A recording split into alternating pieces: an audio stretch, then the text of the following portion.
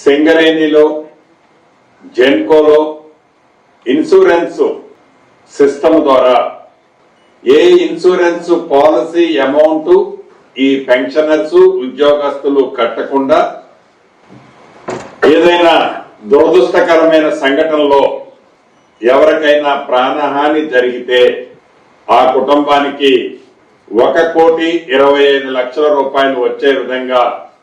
పాలసీని ఇచ్చే కార్యక్రమంతో పాటు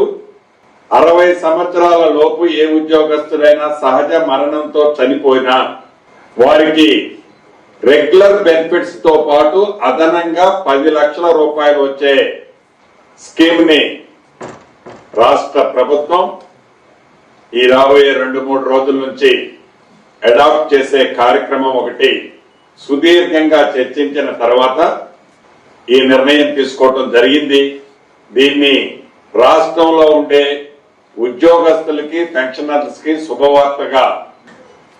తెలియజేస్తున్నాం.